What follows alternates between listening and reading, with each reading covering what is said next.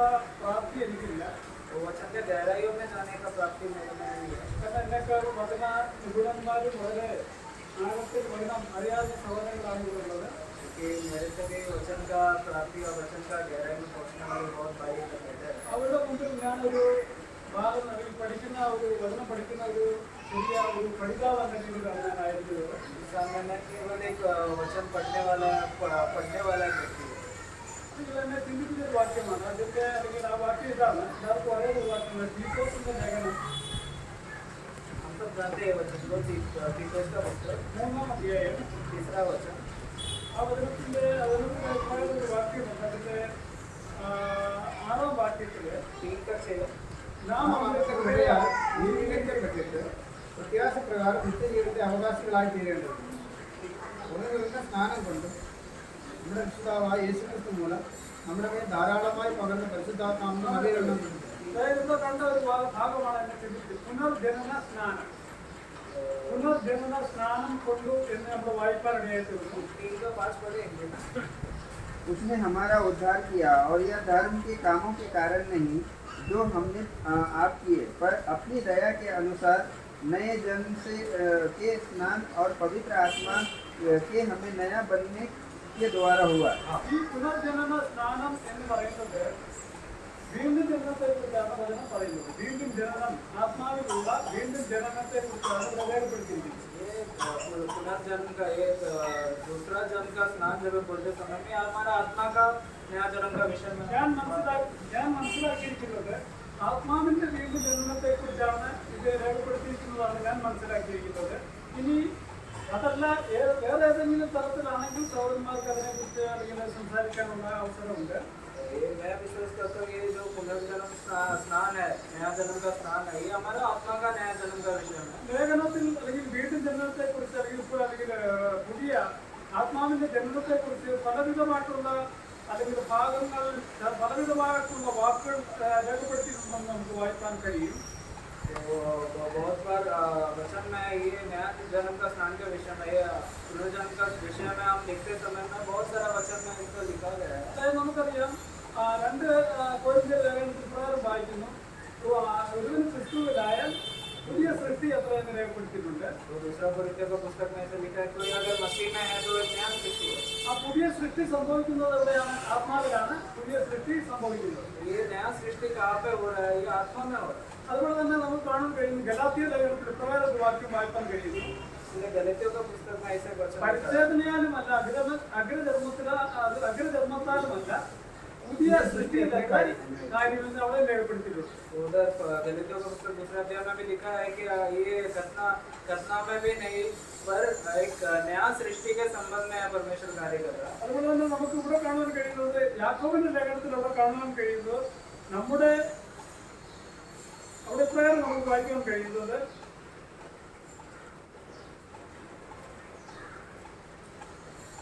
വചനത്താൽ വീണ്ടും ജനിച്ചിരിക്കുന്ന ഒരു വാക്യം നമുക്ക് യാക്കോബിന്റെ ലേഖനത്തിൽ കാണാൻ കഴിയുന്നുണ്ട്. ഇത് പ്രകാരമാണ്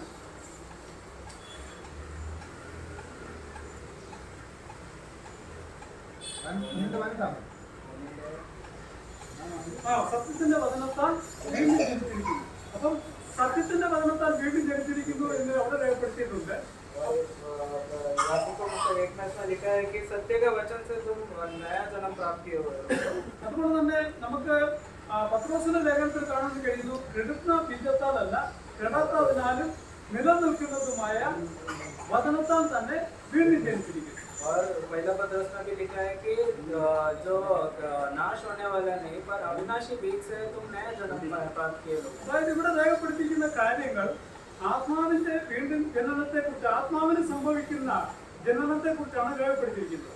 ये सब विषय में वचन हम पढ़ते समय में हमारा मनुष्य आत्मा का नया जन्म का विषय है। അത് പരിശുദ്ധാത്മാവ് മൂലമാണ് നമുക്ക് ആത്മീയ ജനനം സംഭവിക്കുന്നത്. वो पवित्र आत्मा के द्वारा है हमारा नया जन्म हुआ। എനിക്ക് ആ സമയത്ത് ഈ വചനം വായിച്ചപ്പോൾ എന്റെ ഉള്ളിലേക്ക് കടന്നു വന്നൊരു കാര്യം, അതായത് സ്വർഗീയ അല്ലെങ്കിൽ ഉപദേഷ്ടാവായി ഈ ലോകത്തിലേക്ക് കടന്നു വന്ന യേശുക്രിസ്തുവിനെ അഭിമുഖീകരിച്ച് കടന്നു വന്ന ഭൂമിയിലുള്ള ഒരു പ്രഭുയെക്കുറിച്ച്, ഒരു ഉപദേഷ്ടാവിനെ കുറിച്ച് നമുക്കറിയാൻ കഴിയും. तो हम इस संसार में आया हुआ एक रबी, एक सिखाने वाले के अनुसार हम देखते हैं, पढ़ते हैं। അദ്ദേഹത്തിന്റെ പേര് നമുക്കറിയാം, നിക്കോദീമോസ് എന്ന് പറയുന്ന ഒരു വ്യക്തിയാണ്. നമുക്ക് കഴിഞ്ഞ ദിവസങ്ങളിലെല്ലാം കേട്ടതാണ്. वो एक रबी एक सिखाने वाला व्यक्ति है, वो है निकोदेमस। ഈ നിക്കോദീമോസ് ഒരു പരീശനായിരുന്നു എന്നുള്ളത് അവിടെ നമുക്ക് രേഖപ്പെടുത്തുവാൻ അല്ലെങ്കിൽ വായിക്കുവാൻ കഴിയുന്നു. वचन में हम देखते समय में निकोदेमस एक फरीसी था। ഈ പരീശന്മാരെ കുറിച്ച് നമുക്കറിയാം. പരീശന്മാർ ഒരു കൂട്ടം ആൾക്കാർ ദൈവവചനത്തിന് വളരെ ദൈവിക ന്യായപ്രമാണത്തിനും അതുപോലെ തന്നെ ദൈവിക വചനത്തിനും ദൈവിക ആരാധനയ്ക്കും വളരെ ഫോക്കസ് കൊടുത്ത് വളരെ ഇമ്പോർട്ടൻസ് കൊടുത്ത് ജീവിക്കുന്ന ഒരു കൂട്ടം ആൾക്കാരാണ് ഈ പരീശന്മാർ.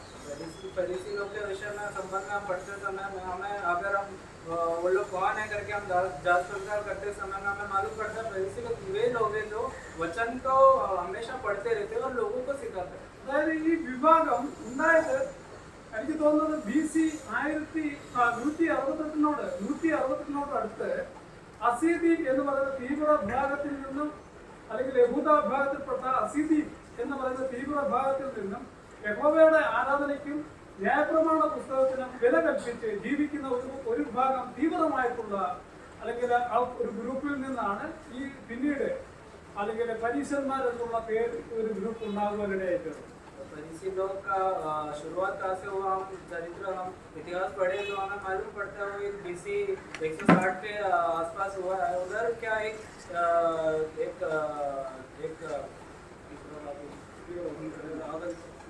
आतंकवादी का एक ग्रुप में से वो लोग एक विभाग अलग होकर परमेश्वर का वचन पढ़ने के लिए और वो व्यवस्था पालन करने के लिए वो एक विभाग लोग वो आतंकवादी लोग जैसे वो लोग फरीसी लोग बने। അതായത് ഇവര് ദൈവിക യഹോവയുടെ ആരാധനയോടുള്ള ബന്ധത്തിലാണ് ഈ തീവ്രവാദ വിഭാഗം 168 BC രൂപീകൃതമായി തീർന്നത്.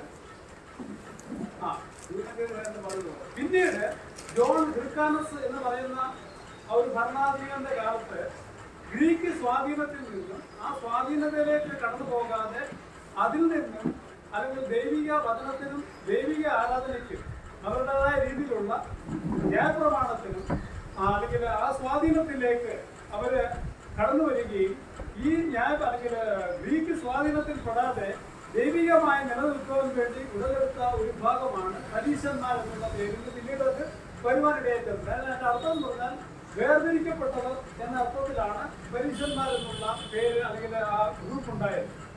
ग्रीक पंडित के द्वारा फरीसी लोगों का विभाजन आया है। तो फरीसी लोगों का असली अर्थ हम देखते समय वो क्या है, विभागित लोग हैं, अलग किए हुए लोग। उन लोग अपने आप को वैसा बोलते हैं कि हम अलग है लोगों से। ഇവര് പറഞ്ഞാൽ ന്യായപ്രമാണം വള്ളിമുള്ള പുള്ളി അല്ലെങ്കിൽ വിടാതെ ആചരിക്കുന്നവരിൽ വളരെ കർശന്യമായ രീതിയിൽ കർക്കശമായ രീതിയിൽ ജീവിച്ചു പോകുന്ന ഒരു ഗ്രൂപ്പാണ് ഈ പരീശന്മാർ. ये विभाग को हम देखते समय में वो लोग परमेश्वर का वचन या परमेश्वर का व्यवस्था एक व्यवस्था में से थोड़ा भी इधर उधर ना हट के हमेशा पालन करने वाले लोग हैं ഈ പരീശന്മാര് പുനരുദ്ധാനത്തിൽ വിശ്വസിച്ചിരുന്ന ആൾക്കാരായിരുന്നു. ये विभाग परमेश्वर ये विभाग पुनरुत्थान में विश्वास करने वाले लोग थे। അതായത് യോഹന്നാൻ സ്നാപകൻ എന്ന് പറയുന്ന വ്യക്തി ഈ പരീശ വിഭാഗത്തിൽപ്പെട്ട വേറൊരു ഗ്രൂപ്പിൽപ്പെട്ട ഒരാളാണ് യോഹന്നാൻ സ്നാപകൻ. तो യോഹന്നാൻ बपतिस्मा देने वाला ये विभाग में होने वाला അങ്ങനെയുള്ള ഗ്രൂപ്പിൽപ്പെട്ട ഒരു വ്യക്തിയാണ് ഈ അല്ലെങ്കിൽ നിക്കോദീമോസ് എന്ന് പറയുന്ന വ്യക്തി. निकोदेमस करके एक व्यक्ति ये वो फरीसी लोगों में से था। ഇത് നമ്മൾ ഒന്നാമതായിട്ട് കാണുന്നത് പരീശന്മാരുടെ കൂട്ടത്തിൽ യഹൂദന്മാരുടെ പ്രമാണിയായ നിക്കോദീമോസ് എന്ന പേരുള്ള ഒരു മനുഷ്യൻ ഉണ്ടായിരുന്നു. അവൻ രാത്രിയിൽ ക്രിസ്തുവിന്റെ അടുക്കൽ കടന്നു വന്നിട്ട് പറയാണ്, ഗുരു നീ സ്വർഗത്തിൽ നിന്ന് ഇറങ്ങി വന്ന അല്ലെങ്കിൽ ഉദ്ധാരണമായി കടന്നു വന്നു എന്നുള്ളത് ഞാൻ അറിയുന്നു എന്നുള്ളതാണ് അവർ രേഖപ്പെടുത്തിയത്. നീ സ്വർഗത്തിൽ നിന്ന് ഉദ്ധാരണമായി വന്നിരിക്കുന്നു എന്നും ദൈവം തന്നോടുകൂടെ ഇല്ല എങ്കിൽ നീ ചെയ്യുന്ന അടയാളങ്ങളെ ആർക്കും ചെയ്യുവാൻ കഴിയുകയില്ല എന്ന് പറഞ്ഞ് യേശുവിന്റെ അടുക്കൽ കടന്നു വന്ന് യേശുവിനോട് സമീപിക്കുന്ന ഒരു ഉപദേഷ്ടാവായിട്ടുള്ള ഒരു വ്യക്തിയാണ് നമുക്കിവിടെ കാണാൻ കഴിയുന്നത്. हम यूहन्ना 3 का 1-2 पढ़ते समय में मालूम पड़ता है ये निकोदेमस रात को प्रभु के पास आकर बोला कि प्रभु मैं जानता हूँ कि आप परमेश्वर से ही आए हो, क्योंकि ये जो चिन्ह जो आप करते हो ये कोई और नहीं कर पाए। ഈ നിക്കോദീമോസ് യഹൂദന്മാരുടെ കൂട്ടത്തിൽ പരീശന്മാരുടെ പ്രമാണിയാണ് ഒരു ധനാഢ്യനാണ്. ഈ പരീശന്മാരെ കുറിച്ച് പറയുമ്പോൾ അല്ലെങ്കിൽ ഇദ്ദേഹം ഒരു ഉപദേഷ്ടാവാണ്. ഈ ഉപദേഷ്ടാവായിട്ടുള്ള വ്യക്തിക്ക് ദൈവിക തിരുവചനങ്ങള് അല്ലെങ്കിൽ മോശയുടെ 5 വേദ പുസ്തകങ്ങളും സങ്കീർത്തന പുസ്തകങ്ങളും പ്രവചന പുസ്തകങ്ങളും ഇവരുടെ പാരമ്പര്യ ഗ്രന്ഥമായിട്ടുള്ള തൽമൂദും ഒക്കെയും വളരെ നല്ലതുപോലെ അറിയാവുന്ന ഒരു വ്യക്തിയാണ് ഈ നിക്കോദീമോസ്. ഇത് പഠിപ്പിക്കുകയും വളരെ നല്ല രീതിയിൽ ഉപദേശിക്കുകയും ഇത് ഈ കാര്യങ്ങള് തർക്കവാദ സംഗതികൾ കടന്നു വരുമ്പോൾ അതിനോട് എതിർത്ത് നിൽക്കുവാൻ കപ്പാസിറ്റി കഴിവുള്ള ഒരു ഏക വ്യക്തിയാണ് ഈ നിക്കോദീമോസ് എന്ന് പറയുന്ന വ്യക്തി. निकोदेमस का खासियत क्या है? फरीसी लोगों में से था ये, और इसका खासियत ये है कि वो पुराने नियम को, हर एक पुस्तकों को वो अच्छी तरीके से जानता था। किसी कोई भी अगर कोई सवाल उठाए तो वो एक अच्छी तरीके से वो जवाब देने आता था। ऐसा एक व्यक्ति था निकोदेमस। ഈ യേശുക്രിസ്തുവിനോട് കടന്നു വന്നിട്ട് യേശുക്രിസ്തുവിനോട് സമീപിച്ചപ്പോൾ അദ്ദേഹം പറഞ്ഞൊരു വാദം ഇപ്രകാരമാണ്: നീ സ്വർഗത്തിൽ നിന്ന് ഇറങ്ങി വന്ന ഉപദേഷ്ടാവായി കടന്നു വന്നിരിക്കുന്നു എന്ന് ഞാൻ അറിയുന്നു. ദൈവം നിന്നോട് കൂടെ ഇല്ലെങ്കിൽ നീ ചെയ്യുന്ന അടയാളങ്ങളൊന്നും ആർക്കും ചെയ്യുവാൻ കഴിയില്ല എന്ന് യേശുക്രിസ്തുവിനോട് പറയുക. അപ്പോൾ യേശുക്രിസ്തു പറഞ്ഞില്ല. അപ്പൊ മാനുഷികമായിട്ട് നമ്മൾ ചിന്തിക്കുകയാണെങ്കിൽ നമ്മളോട് പറയുക, ദൈവം നിന്നോട് കൂടെ ഉണ്ടെങ്കിൽ നീ ചെയ്യുന്ന കാര്യങ്ങളെല്ലാം സഫലമായിരിക്കുന്നു. ദൈവം നിന്നോട് കൂടെ ഉള്ളത് കൊണ്ടാണ് നിന്റെ കാര്യങ്ങളെല്ലാം മേന്മയേറി പോകുന്നതെന്ന് വേറൊരാളെ സപ്പോർട്ട് ചെയ്ത് കഴിഞ്ഞാൽ നമ്മൾ അതിനെ അനുകൂലിച്ച് അവരോട് സഹതാപം കാണിച്ച് അവരോട് അല്ലെങ്കിൽ അനുകൂലമായ രീതിയിൽ നിൽക്കുന്ന ഒരു സ്വഭാവം മാനുഷികമായ രീതിയിൽ നമ്മളിൽ ഉണ്ടാവും. ഉണ്ട്. तो हम खासियत प्रभु का जवाब का खासियत हम देखें तो अगर कोई अगर आकर हमें बोले कि आप जो वचन बोलते हो वो परमेश्वर की ओर से आ रहा है, आप जो कार्य कर रहे हो परमेश्वर की ओर से आ रहा है, प्रभु परमेश्वर तुम्हारे द्वारा कार्य कर रहे हैं, ये सब कोई अगर हमें आके बोले तो हम क्या करेंगे? हम उनका वचन में, उनका शब्द में हम खुद का भी जोड़कर बोलेंगे हाँ ऐसा है। हम और भी अधिक हमें खुद को बड़ा दिखाने के लिए हम प्रयत्न करेंगे। पर प्रभु का क्या था? प्रभु ऐसा मनुष्य नहीं था। ഇവിടെയാണ് യേശുക്രിസ്തു സാധാരണ ജനങ്ങളും തമ്മിലുള്ള ഒരു വ്യത്യാസം നമുക്ക് കാണാൻ കഴിയുന്നത്. इधर प्रभु और दूसरे लोगों में एक अंतर हमें दिखता है। യേശുക്രിസ്തു ആ സമയത്ത് പറഞ്ഞില്ല, നീ പറഞ്ഞ കാര്യങ്ങളെല്ലാം ശരിയാണ്, ഞാൻ അക്സെപ്റ്റ് ചെയ്തു, ദൈവം എന്നോട് കൂടെ ഉണ്ട്, ഞാൻ കാര്യങ്ങളൊക്കെ ചെയ്യുന്നുണ്ട്, അനേകരെ സൗഖ്യമാക്കുന്നുണ്ട് എന്നൊക്കെയും യേശുക്രിസ്തുവിനോട് പറയാമായിരുന്നു മാനുഷികമായ രീതിയിൽ. तो मनुष्य रीति से प्रभु चाहिए तो बोल सकता था हाँ तू जो बोल रहा सही बोल रहा, मैं उसको स्वीकारता हूँ, मैं परमेश्वर की ओर से आया हूँ। ये प्रभु ने वैसा नहीं बोला, ऐसा खुद को उधर सामने नहीं ला। എന്നാൽ യേശുക്രിസ്തു അപ്രകാരം അതിന് റിപ്ലൈ കൊടുത്ത് എങ്ങനെയാണ്? ആമേൻ ആമേൻ, ഞാൻ നിന്നോട് പറയുന്നു, നീ പുതുതായി ജനിച്ചിട്ടായെങ്കിൽ ദൈവരാജ്യത്തിൽ കടക്കുകയും പുതുതായി ജനിക്കണം. കാരണം ഇപ്പോൾ പറഞ്ഞ കാര്യത്തിന് മറുപടിയല്ല കർത്താവ് പറഞ്ഞത്. അപ്പം കർത്താവ് പറഞ്ഞൊരു കാര്യം, നീ പുതുതായി ജനിക്കണം. പുതുതായി ജനിച്ചിട്ടായെങ്കിൽ ദൈവരാജ്യം അല്ലെങ്കിൽ സ്വർഗരാജ്യം കാണുവാൻ സാധിക്കും. तो 3 का 2 में जब निकोदेमस तारीफ करते समय में रवि तो परमेश्वर की ओर से आया है, क्योंकि तू जो इतना बड़े बड़े चिन्ह कर रहा है और कोई मनुष्य नहीं कर सकता, ये सब बोलते समय में उसका उत्तर नहीं प्रभु दे रहा। प्रभु क्या बोल रहा है कि आमीन आमीन मैं तुमसे कहता हूँ, अगर एक व्यक्ति नया जन्म नहीं प्राप्त किया तो वो परमेश्वर का राज्य देख भी नहीं सकता। वो एक अलग ही उत्तर दे रहा। ഈ ഉപദേഷ്ടാവായി അല്ലെങ്കിൽ ഈ ഇസ്രയേലില് ഉപദേഷ്ടാവായി ഇരുന്ന് ദൈവവചനം പഠിപ്പിക്കുന്നുവെങ്കിലും, നീ അല്ലെങ്കിൽ പ്രായാധിക്യമുള്ള വ്യക്തിയാണെങ്കിലും, നീ പ്രമാണിയാണെങ്കിലും, നിനക്ക് ദൈവികമായിട്ടുള്ള യാതൊരു, നീ ഏത് തലത്തിൽ ജീവിക്കുന്നവനാണെങ്കിലും ദൈവവചനം പറയുന്ന ഒരു കാര്യം എന്ന് പറഞ്ഞാൽ വീണ്ടും ജനനം എന്നുള്ളതാണ് ഒരു വ്യക്തിയെ സംബന്ധിച്ച്, മനുഷ്യനെ സംബന്ധിച്ച് ദൈവിക തലത്തിൽ ജീവിക്കേണ്ടതിന് അവൻ അതിന് മാറ്റപ്പെടണമെങ്കിൽ മാറ്റപ്പെടുന്ന അവസ്ഥ എന്ന് പറഞ്ഞു കഴിഞ്ഞാൽ വീണ്ടും ജന്മത്തിലൂടെയാണെന്ന് കർത്താവ് സ്പഷ്ടമായി അല്ലെങ്കിൽ അവനോട് പറയുന്ന ഒരു കാര്യമാണ് ഇവിടെ കാണാൻ കഴിയുന്നത്. प्रभु स्पष्ट रीति से निकोदेमस को क्या उत्तर दे रहा है कि अगर तुम फरीसी हो तो भी, अगर तुम एकदम ज्ञान में एकदम ऊपर हो तो भी, लोगों के ऊपर राज्य करने वाले हो तो भी, इतना ऊपर दर्जा के लोग हो तो भी, अगर तुम नया जन्म नहीं प्राप्त किया तो परमेश्वर का राज्य देख भी नहीं पाओगे। ഈ പഠനത്തിലൂടെ നമുക്ക് മനസ്സിലാക്കേണ്ട കാര്യം, നാം ആരായിരുന്നാലും ഏത് തലത്തിൽ ജീവിക്കുന്നവരായിരുന്നാലും നാം ഏത് കാര്യങ്ങളിലൂടെ പ്രവർത്തിക്കുന്നവരാണെങ്കിലും നമുക്ക് വീണ്ടും ജനനം എന്നുള്ള ഒരു ആത്മീയ അല്ലെങ്കിൽ അനുഭൂതിയിലേക്ക് നാം കടന്നു വരുന്നില്ലായിരിക്കും നമുക്ക് സ്വർഗീയ രാജ്യത്തിൽ ജീവിക്കാനുള്ള അനുവാദം നിഷേധിക്കപ്പെടുന്ന ഒരു അനുഭവത്തിലേക്ക് നാം കടന്നു വരുമെന്നുള്ളതാണ് ഈ വചനത്തിൽ നിന്ന് നമ്മൾ മനസ്സിലാക്കുന്ന ഒരു കാര്യം. वचन के द्वारा क्या समझना है कि अगर हम कितना भी बड़े लोग हो तो भी, कितना भी हम ज्ञान में पंडित हो तो भी, कितना भी हम पर दर्जा होकर होने वाले लोग हो तो भी, अगर हमारा नया जन्म का अनुभव में अगर नहीं आए तो परमेश्वर का राज्य से हम ढकेले जाएंगे. वो एक अनुभव में हम वचन में हम सीखते हैं. ഈ വീണ്ടും ജനനം എന്ന് പറഞ്ഞാൽ നമ്മുടെ ഐഹിക ജീവിതത്തിൽ നാം വ്യക്തമാക്കേണ്ട അല്ലെങ്കിൽ നമ്മൾ സ്വീകരിക്കേണ്ട അല്ലെങ്കിൽ നമ്മൾ നേടിയെടുക്കേണ്ട ഒരു ആധ്യാത്മിക അനുഭൂതിയാണ് വീണ്ടും ജനനം എന്ന് പറയുന്നത്. नया जन्म हम देखें तो एकदम आवश्यक रीति में हमारे जीवन में वो एकदम ऊपरी स्थान में रहने वाला चीज है.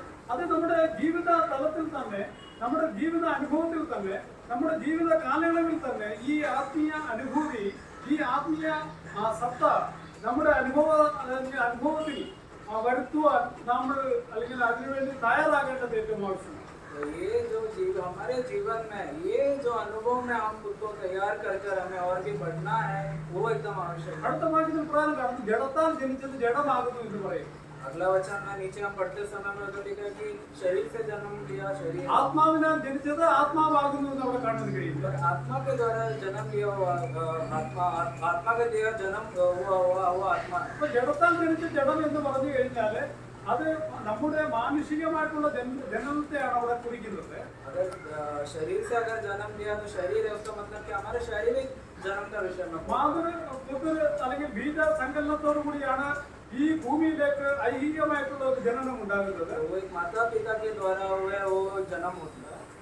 അതുപോലെ തന്നെ ദൈവിക രാജ്യത്തിൽ ജനിക്കണമെങ്കിൽ ആത്മാവിൽ ജനിച്ചെങ്കിൽ മാത്രമേ, അല്ലെങ്കിൽ ദൈവിക രാജ്യത്തിലുള്ള ജനനത്തിൽ അല്ലെങ്കിൽ രാജ്യത്തിലുള്ള പ്രവേശനം നമുക്ക് ലഭിക്കണമെങ്കിൽ ആത്മാവിലുള്ള ദൈവിക ജനനം പ്രാപിച്ചാൽ മാത്രമേ സാധിക്കുകയുള്ളൂ എന്നുള്ളതാണ് തിരുവനന്തപുരം നമ്മെ പഠിപ്പിക്കുന്നത്. तो ये वचन कैसे कहते हैं कि अगर परमेश्वर का राज्य में जन्म लेना है तो वो आत्मा के द्वारा ही हम जन्म ले सकते हैं. वो अनुभव में हमारा है. കാരണം ആത്മാവിനാൽ ജനിച്ചത് ആത്മാവാണ്. അപ്പോൾ आत्मा के द्वारा जन्म लिया हुआ आत्मा है. അപ്പോൾ അതിന് ഉത്തരമായിട്ട് പ്രത്യുത്തരമായിട്ട് എല്ലാവർക്കും അറിയാവുന്ന കാര്യമായതുകൊണ്ട് ഞാൻ അതിലേക്ക് കടന്നു പോകുന്നില്ല. പ്രത്യുത്തരമായിട്ട് അദ്ദേഹം ചോദിക്കുന്ന ഒരു കാര്യമാണ്, മനുഷ്യൻ വൃദ്ധനായതിനു ശേഷം അമ്മയുടെ ഉദരത്തിൽ കടന്ന് വീണ്ടും ജനിക്കണമോ എന്നുള്ള ചോദ്യം അവിടുന്ന് ചോദിക്കുകയാണ്. അപ്പോൾ കർത്താവ് ചോദിക്കുന്ന ഒരു ഭാഗമാണ് ഇപ്രകാരം, നീ ഇസ്രായേലിന്റെ ഉപദേഷ്ടാവായിരുന്നിട്ടും, അവിടെ പ്രകാരം ഒരു വാക്യമുണ്ട്, നീ ഇസ്രായേലിന്റെ ഉപദേഷ്ടാവായിരുന്നിട്ടും ഇത് നീ അറിയുന്നില്ലയോ എന്ന് കർത്താവ് ചോദിക്കുന്ന ഒരു കാര്യമാണ്. അപ്പൊ അവൻ വീണ്ടും ചോദിക്കുകയാണ്, വീണ്ടും ഒരു റീബർത്തിലേക്ക് അല്ലെങ്കിൽ മാനുഷികമായ രീതിയിൽ പോകണമോ എന്നുള്ള ഒരു അജ്ഞത അവനിൽ കടന്നു വരികയും ആ അജ്ഞത അവൻ കർത്താവിനോട് ചോദിക്കുകയാണ്, ഞാൻ വീണ്ടും ആ രീതിയിൽ ജനിക്കണമെന്ന് ചോദിച്ചു കഴിഞ്ഞപ്പോൾ കർത്താവ് പറയുന്ന ഒരു കാര്യമാണ്, നീ ഉപദേഷ്ടാവായി ശേഷം നിനക്ക് ഇത് അല്ലെങ്കിൽ അറിയത്തില്ലയോ എന്ന് ചോദിക്കുകയാണ്. उधर निकोदेमस उधर कंफ्यूज होकर वो पूछ रहा है कि क्या परमेश्वर, क्या मैं वापस मेरा माँ के द्वारा जन्म लूँ क्या? ये पूछते समय में आगे परमेश्वर उधर वो निकोदेमस को समझ में नहीं आ रहा. ये देखकर प्रभु उधर उत्तर दे रहा 10वें वचन में कि ये तुम इस्राएल का शिक्षक होकर तुम्हें ये चीज नहीं पता है क्या? ഈ വാക്യത്തിൽ നമുക്ക് മനസ്സിലാക്കാൻ സാധിക്കുന്നത് ഇദ്ദേഹം ഒരു വൃദ്ധനായിട്ടുള്ള ഒരു വ്യക്തിയാണെന്നുള്ളത് മനസ്സിലാക്കാൻ സാധിക്കും. കാരണം ഈ നിക്കോദിമോസ് ഒരു വൃദ്ധനായിട്ടുള്ള വ്യക്തിയാണെന്ന് നമ്മൾ അല്ലെങ്കിൽ മനസ്സിലാക്കേണ്ടത് ആവശ്യമുണ്ട്. മനുഷ്യൻ വൃദ്ധനായതിനു ശേഷം വീണ്ടും മാതാവിന്റെ അല്ലെങ്കിൽ ഗർഭപാത്രത്തിൽ കയറി ജനിക്കാമോ എന്ന ചോദ്യത്തിന് നമുക്ക് മനസ്സിലാക്കേണ്ട ഒരു കാര്യം, ഇദ്ദേഹം ഒരു പ്രായാധിക്യം ചെന്ന ഒരു വ്യക്തിയാണെന്നുള്ളത് നമുക്ക് ഈ വാക്യത്തിൽ നിന്ന് മനസ്സിലാക്കാൻ സാധിക്കും. चौथा वचन में निकोदेमस से पूछ रहे हैं क्या एक मनुष्य बूढ़ा होने के बाद क्या वापस माँ का कोख में जाकर जन्म ले सकता है? तो उधर निकोदेमस बोलते समय में खुद को लेकर बोल रहे, उसका मतलब क्या कि वो निकोदेमस एक बूढ़ा व्यक्ति है, उतना उम्र में आ चुका है. അതായത് ഈ നിക്കോദിമോസ് എന്ന് പറയുന്നത് വേറൊരു എഴുത്തിൽ ഇപ്രകാരം വായിച്ചിട്ടുണ്ട്. അവർ പറയുന്നത് നിക്കോദിമോസ് എന്ന് പറയുന്നത് ഒരു കുടുംബപ്പേരാണെന്ന് പറയുന്നുണ്ട്. കുടുംബപ്പേര് നിക്കോദിമോസ് എന്ന് പറയുന്നത് സർനെയിമാണെന്ന് പറയുന്നുണ്ട്. तो कुछ पंडित लोग ऐसा बोलते हैं निकोदेमस का नाम, वो नाम जब बोलते समय में वो एक सरनेम है, एक भवन का नाम है बोलते हैं. അവർ പറഞ്ഞിരിക്കുന്ന ഒരു കാര്യം എന്ന് പറഞ്ഞാല് അല്ലെങ്കിൽ ഈ നിക്കോദിമോസ് എന്ന് പറയുന്ന പേരിന്റെ അർത്ഥം നിർദോഷി എന്നാണ് അവർ ഉദ്ദേശിച്ചത്. അവർ കൊടുത്തിരിക്കുന്നത് നിർദോഷി, ദോഷമില്ലാത്തവൻ നിർദോഷി എന്നുള്ളതാണ് അവർ രേഖപ്പെടുത്തിയിരിക്കുന്നത്. तो और वो निकोदेमस का नाम का अर्थ बहुत लोग बोलते हैं कि उसका मतलब है कि जिसमें कोई दोष नहीं है। എന്നാൽ ഗ്രീക്കിൽ അതിനെ അല്ലെങ്കിൽ നമുക്ക് കാണാൻ കഴിയുന്നത് അല്ലെങ്കിൽ നിക്കോദിമോസ് എന്ന വാക്കിന്റെ അർത്ഥം അല്ലെങ്കിൽ കൺഫ്യൂസർ, അതായത് കൺഫ്യൂസ് ചെയ്യുന്നവൻ അല്ലെങ്കിൽ പിടിച്ചടക്കുന്നവൻ എന്നുള്ള അർത്ഥത്തിലാണ്. അതായത് വിജയിക്കുന്നവൻ അല്ലെങ്കിൽ വിജയിക്കുന്നവൻ എന്ന അർത്ഥത്തിലാണ്. तो हम ग्रीक में पढ़ते समय उसका असली अर्थ ये आता है कि जो जयवन प्राप्त किया है, जो जीत गया है। അതാണ് ഇവന്റെ പേരിൽ ഇതൊക്കെയും ഉണ്ടെങ്കിലും അവന്റെ ജീവിതത്തിൽ അവൻ ആത്മീയമായിട്ടുള്ള അല്ലെങ്കിൽ രാജ്യത്തിന്റെ അവകാശം അവൻ പ്രാപിച്ചിട്ടില്ല എന്നുള്ളതാണ് അവൻ കാണാൻ കഴിയും. हाँ, सच्चाई हम देखते समय में इतना वो सच्चाई उसका नाम में है, उसका कार्य में, उसका जो सिखाने के विषय में होकर भी वो ये ज्ञान में नहीं आ पाया कि परमेश्वर का राज्य में कैसे प्रवेश। ഈ വചനത്തിന്റെ അടിസ്ഥാനത്തിൽ നമ്മൾ മനസ്സിലാക്കേണ്ടത് നാം ആരായിരുന്നാലും ഏത് തലത്തിൽ ജീവിക്കുന്നവരായിരുന്നാലും അല്ലെങ്കിൽ നമ്മൾ ആരാധനയ്ക്ക് പോകുന്നവരായാലും അല്ലെങ്കിൽ നമ്മൾ പാട്ട് പാടുന്നവരായാലും ഇന്ന് പല ആൾക്കാരുണ്ട്, അല്ലെങ്കിൽ പല ആൾക്കാർ വർഷിപ്പ് ലീഡേഴ്സ് എന്നൊക്കെ പറയുന്ന കുറെ ആൾക്കാരുണ്ട്. നമ്മൾ വർഷിപ്പിന് ലീഡർ അല്ലെങ്കിൽ ലീഡർഷിപ്പ് അല്ലെങ്കിൽ നേതൃത്വം കൊടുക്കുന്നവരായിരുന്നാലും ഏത് തലത്തിൽ ജീവിക്കുന്നവരായാലും ഞാനിപ്പോൾ സംസാരിക്കുന്ന പോലെ സംസാരിക്കുന്നവനായിരുന്നാലും വീണ്ടും ജനിച്ചില്ല എങ്കിൽ ദൈവരാജ്യം അവകാശമാക്കുകയില്ല എന്നുള്ളതാണ് തിരുവചനം നമ്മെ പഠിപ്പിക്കുന്ന ഒരു കാര്യം. വീണ്ടും ജനം तो हमें नया जन्म प्राप्त करना है। हम किधर भी हो कि कोई भी कलीसिया में जाए या फिर हम कितना भी वर्शिप लीडर है बोले या फिर हम बात करने वाले प्रचारक है करके बोले तो भी अगर नया जन्म का अनुभव में नहीं आया है तो परमेश्वर का राज्य में प्रवेश नहीं कर വീണ്ടും ജന്മത്തിലൂടെ മാത്രമേ നമുക്ക് സ്വർഗരാജ്യത്തിലേക്കുള്ള പ്രവേശനം ലഭ്യമായി തീരുകയുള്ളൂ എന്ന് കർത്താവ് പറയുക. नया जन्म के द्वारा ही परमेश्वर का राज्य में हम प्रवेश कर पाएंगे। ഈ ഭാഗങ്ങൾ എല്ലാവർക്കും അറിയാവുന്നത് കൊണ്ട് അതിലേക്ക് കടന്നു പോകുന്നില്ല. എങ്ങനെ ഇത് സംഭവിക്കാം, എങ്ങനെ വീണ്ടും ജന്മം പ്രാപിക്കാം എന്നുള്ള ചോദ്യം നിക്കോദമോസ് ചോദിച്ചപ്പോൾ കർത്താവ് പറഞ്ഞ പ്രകാരമാണ്, വെള്ളത്താലും ആത്മാവിനാലും ജനിച്ചില്ല എങ്കിൽ ദൈവരാജ്യത്തിൽ പ്രവേശിക്കയില്ല, ആരും ദൈവരാജ്യത്തിൽ പ്രവേശിക്കയില്ല എന്ന് പറയും.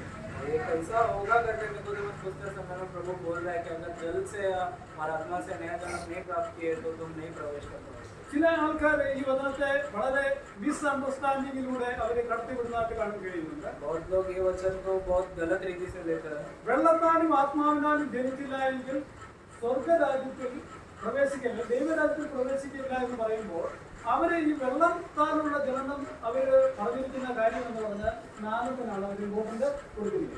इधर जब ये लिखते समय में 5वां वचन में कि जल और आत्मा के द्वारा कोई जन्म नया जन्म नहीं प्राप्त किया तो वो लोग स्वर्ग राज्य में नहीं जाएंगे। बहुत लोग ये गलत फहमी में आ जाते कि जल से नया जन्म प्राप्त करना वो बपतिस्मा के विषय में करके गलत फहमी में आ जाते। അതായത് അവർ പറയുന്നത് സ്നാനം കൊണ്ട് മാത്രമാണ് സ്നാനം സ്വർഗരാജ്യത്തിലേക്ക് പ്രവേശിക്കാം എന്നുള്ള ഒരു ചില പഠിപ്പിക്കല് മറ്റുള്ള ഇതര പെന്തക്കോസ്ത് അല്ലെങ്കിൽ മറ്റ് ഗ്രൂപ്പുകളിലൊക്കെയും നമുക്ക് കാണാൻ കഴിയുന്നുണ്ട്. बहुत सारे अनेक सभाओं में हम देखते हैं कि ये वचन लेकर बोलते हैं कि बपतिस्मा लिए तो ही तुम स्वर्ग में जाओगे। वो शिक्षण ये वचन से वो लोग गलत फहमी से ले लेते हैं। ഒരിക്കലും അല്ലെങ്കിൽ സ്നാനത്താൽ രക്ഷയില്ല എന്ന് നമുക്ക് കാണാൻ കഴിയുന്നു. हमें मालूम पड़ता है कि बपतिस्मा के द्वारा केवल हमें बपतिस्मा के द्वारा हमें उद्धार नहीं प्राप्त होता। അങ്ങനെയെങ്കിൽ സ്നാനത്താലാണ് രക്ഷ ലഭിക്കുന്നതെങ്കിൽ നമുക്കറിയാം ചില ഗ്രൂപ്പുകൾക്ക് ഒരിക്കലും രക്ഷ പ്രാപിക്കാൻ സാധിക്കുന്നില്ല. അത് കാരണം നവീകരണ പദത്തിലേക്ക് കടന്നു വന്ന ആദ്യത്തെ ഒരു ഗ്രൂപ്പാണ് ക്വൈക്കേഴ്സ്. അതായത് ക്വൈക്കേഴ്സ് എന്ന് പറയുന്ന ഒരു ഗ്രൂപ്പ്. അതുപോലെ തന്നെ സാൽവേഷൻ ആർമി, ഇംഗ്ലണ്ടിൽ രൂപീകൃതമായിട്ടുള്ള വില്യം ബൂത്ത് എന്ന് പറയുന്ന ആളുടെ ദൈവദാസന്റെ പട്ടാളക്കാരനായിരുന്നു. അദ്ദേഹത്തിന്റെ പേരിനാൽ അദ്ദേഹത്തിന്റെ നവീകരണം ആത്മാവിലുള്ള ജനനം ഉണ്ടായി. അദ്ദേഹത്താൽ സ്ഥാപിതമായിട്ടുള്ള ഒരു പ്രസ്ഥാനമാണ് രക്ഷാസൈന്യം, അതായത് സാൽവേഷൻ ആർമി. हम देखते हैं कि अगर बपतिस्मा के द्वारा ही केवल नया जन्म होंगे, बपतिस्मा के द्वारा ही हमें नया जन्म मिलेगा तो वैसा बहुत सारे भाई लोग हैं वो लोग जाकर वो लोग परमेश्वर का सेविका करते सुसमाचार बांटते हैं।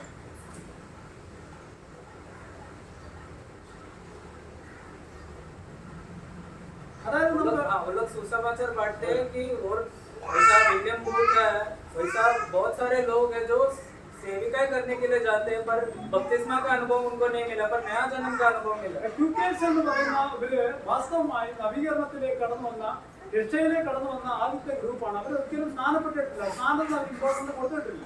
उनके जगह में उन लोग को जब भी नया जन्म का अनुभव मिला तो उन लोग वो नया जन्म का अनुभव में दूसरे लोग को बांटने लगे और वो लोग बपतिस्मा का सच्चाई में तक वो लोग पहुंच नहीं पाए. അങ്ങനെയാണെങ്കിൽ സാൽവേഷനാത്മിക്കാരും അവർ അല്ലെങ്കിൽ ആദ്യമേ ഇപ്പോഴത്തെ ഉള്ള ആൾക്കാരുടെ കാര്യമല്ല പറഞ്ഞത്, പണ്ടത്തെ ഇംഗ്ലണ്ടിൽ സ്ഥാപിതമായിട്ടുള്ള ആൾക്കാരെല്ലാം രക്ഷിക്കപ്പെട്ടവരാണ്. അവർ സ്നാനം കഴിച്ചിട്ടില്ല, അല്ലെങ്കിൽ സ്നാനത്തിലേക്ക് അവർ പോയിട്ടില്ല. അങ്ങനെയെങ്കിൽ വീണ്ടും ജന്മത്താൽ അല്ലെങ്കിൽ വെള്ളത്താലുള്ള അല്ലെങ്കിൽ സ്വർഗം പ്രാപ്തി വെള്ളത്താലാണെങ്കിൽ ഇവരാരും സ്വർഗത്തിൽ പോകത്തില്ല. अगर नया जन्म, अगर बपतिस्मा के द्वारा ही नया जन्म होता है या फिर रक्षा मिलता है, उद्धार मिलता है, तो ये ऐसे लोग साल्वेशन आपने मिले तो ये सब तो इंग्लैंड में जब भी शुरुआत हो वो लोग नया जन्म का अनुभव में आकर वो लोग लोगों को हजार करोड़ों लोगों को वो लोग को सच्चाई बांटकर वो आनंद में वो लोग रहते समय में बपतिस्मा का सच्चाई तक वो लोग नहीं पहुंचते. അങ്ങനെയെങ്കിൽ നമുക്കറിയാം യോഹന്നാൻ സ്നാപകനാണ് അല്ലെങ്കിൽ മാനസാന്തരം സ്നാനം ഈ ഭൂമിയിലേക്ക് നമുക്ക് കാണാൻ കഴിയും. യോഹന്നാൻ സ്നാപകന് മുമ്പുള്ള പഴയ വിശുദ്ധന്മാരാരും രാജ്യത്തിൽ പോകത്തില്ല. കാരണം മാനസാന്തര സ്നാനം സ്വർഗ രാജ്യം സമീപിച്ചിരിക്കുന്നു, അല്ലെങ്കിൽ മാനസാന്തരപ്പെട്ട് സ്നാനപ്പെടണം, അല്ലെങ്കിൽ സ്നാനം കേൾക്കണമെന്ന് യോഹന്നാൻ വിളിച്ചു പറഞ്ഞായിട്ട് കാണാൻ കഴിയും. അപ്പോൾ യോഹന്നാനിലൂടെയാണ് നമുക്ക് സ്നാനം എന്നുള്ള അല്ലെങ്കിൽ ഒരു പ്രവൃത്തി, ഒരു കർമ്മം നമുക്ക് കാണാൻ കഴിയുന്നത്. അപ്പൊ സ്നാനത്താലാണ് രക്ഷയെങ്കിൽ പഴയ നിയമ വിശുദ്ധന്മാരാരും ദാവീദ്, ഇസാക്ക്, അതുപോലെ ഇങ്ങനെയുള്ള അല്ലെങ്കിൽ സലോമാൻ അല്ലെങ്കിൽ ഇങ്ങനെയുള്ള അല്ലെങ്കിൽ സിംസോൻ ഇങ്ങനെയുള്ള ആൾക്കാരാരും സ്വർഗരാജ്യത്തിലേക്ക് ദൈവിക രാജ്യത്തിലേക്ക് പ്രവേശിക്കുകയും. കാരണം ഒരിക്കലും സ്നാനത്താലല്ല, അല്ലെങ്കിൽ വീണ്ടും ജനനം എന്ന് പറയുന്നത് ആത്മാവിലുണ്ടാകുന്ന ഒരു കാര്യമാണ് ഇവിടെ നമ്മെ പഠിപ്പിക്കുക. नया जन्म का विषय हम देखते समय यूहन्ना बपतिस्मा के पहले जो कोई संत थे, परमेश्वर के दास, तो वो लोग कभी स्वर्ग में नहीं पहुंच पाएंगे क्योंकि वो लोग बपतिस्मा का सच्चाई तक उनको नहीं पता था.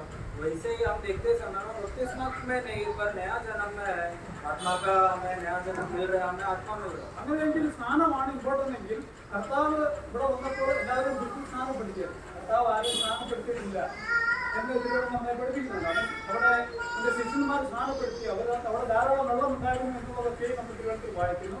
അതുകൊണ്ട് പൗലോസ് പറഞ്ഞു, ഞാൻ ഗായോസിനെയും ക്രിസ്തോസിനെയും അല്ലാതെ വേറെ ആരെയും സ്നാനം കഴിപ്പിച്ചിട്ടില്ല. അങ്ങനെ സ്നാനത്താലാണ് രക്ഷ എങ്കിൽ പൗലോസ് ഓടി നടന്ന് എല്ലാവരെയും സ്നാനം കഴിപ്പിച്ചത്. बपतिस्मा का सच्चाई देखते समय में अगर बपतिस्मा का उद्धार होता तो यीशु मसीह किसी को बपतिस्मा नहीं दिया.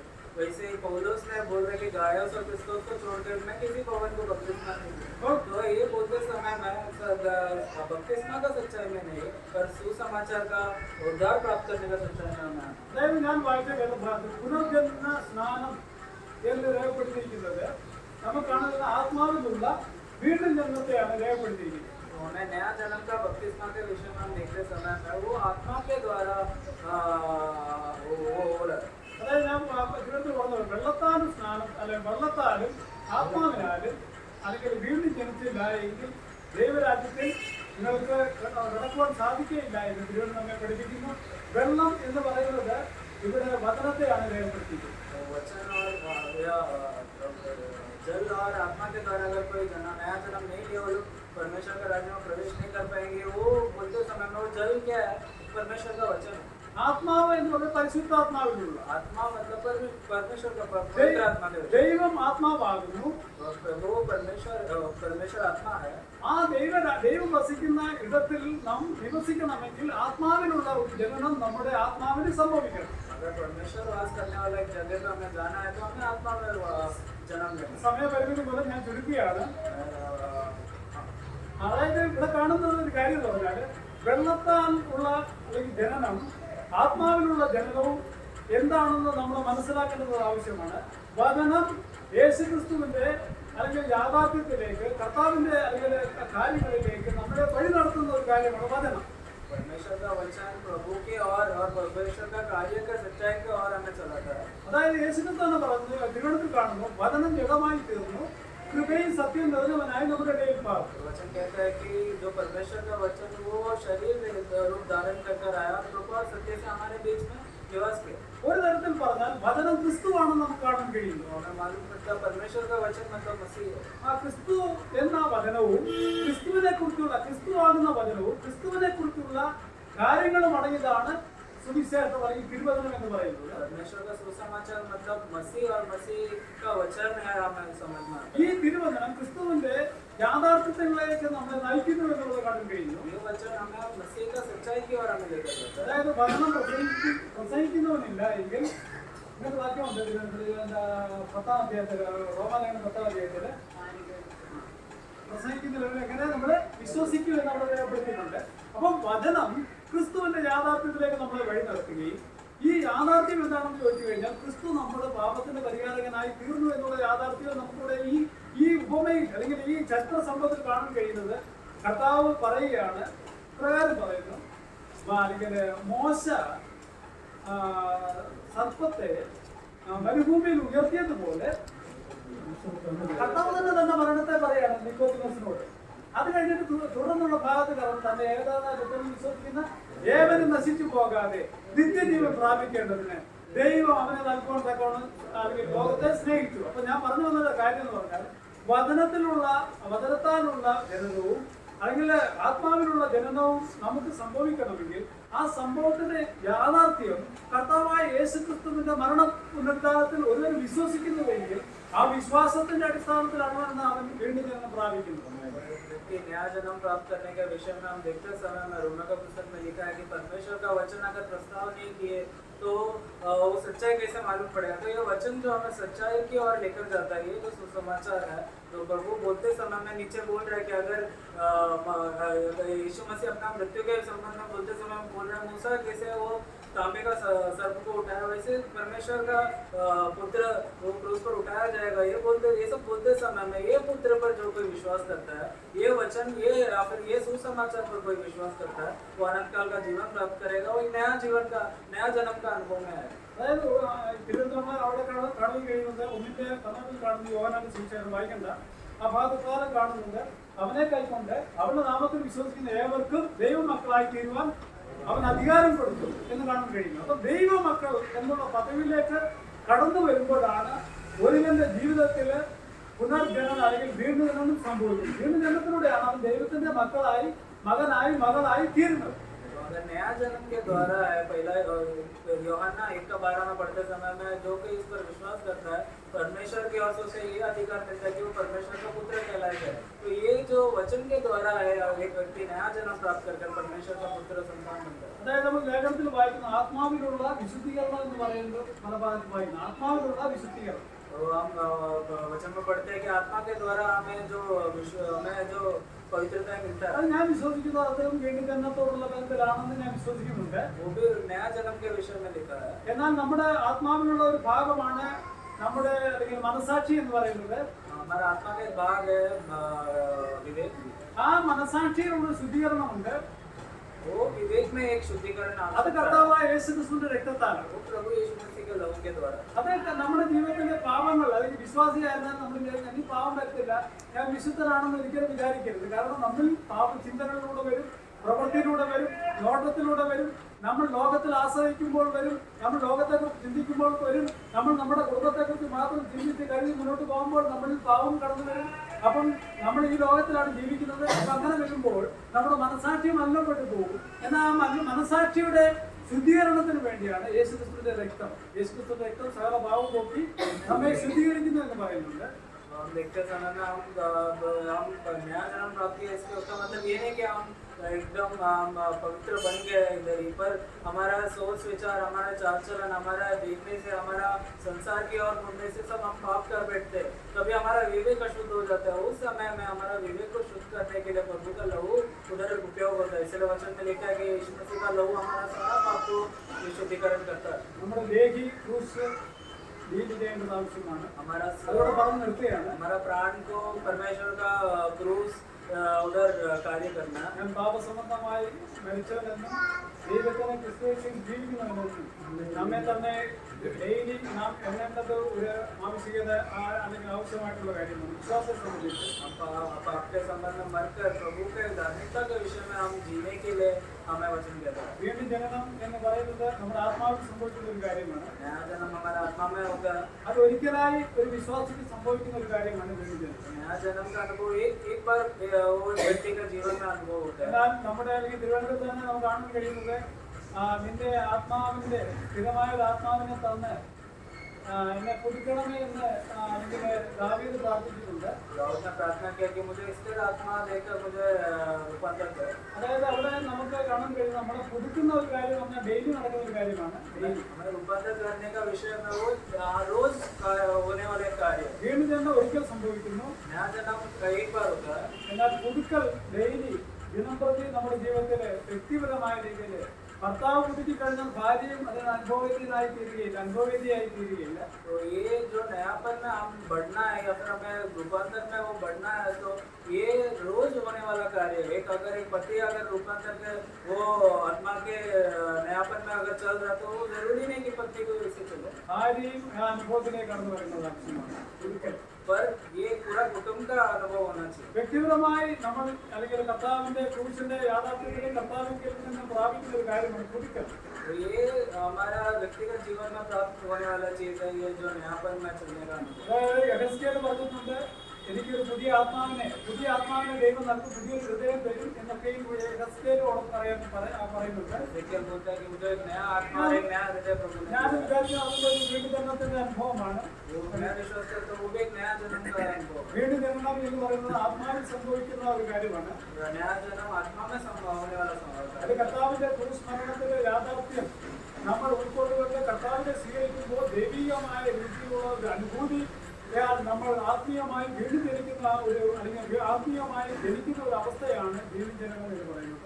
ये नया जन्म का अनुभव हमें आत्मिक रीति से होने वाला कार्य है. ഈ അനുഭവം നമ്മൾ നേടിയെടുത്താൽ നമ്മൾ സ്വർഗീയ തലത്തിന്റെ അനുഭവം ഈ ലോകത്തിൽ വെച്ച് തന്നെ നമുക്ക് ആ അനുഭവ സന്തോഷം നമ്മൾ അല്ലെങ്കിൽ സന്തോഷത്തോടെ മുന്നോട്ട് പോവുകയും കർത്താവിന്റെ വരവിൽ ആ സാധാരണപ്പെട്ട അവസ്ഥയിലേക്ക് കടന്നു വന്ന് അവിടെ നമുക്ക് ദൈവത്തെ ആരാധിക്കുന്നവരായി ദൈവിക സംസർഗത്തിൽ ജീവിക്കുന്നവരായി ദൈവം നമ്മളെ സഹായിക്കും തീർക്കുമെന്നുള്ള പ്രത്യാശ നമ്മുടെ ജീവിതത്തിൽ ഉണ്ടാവുകയും ചെയ്യും.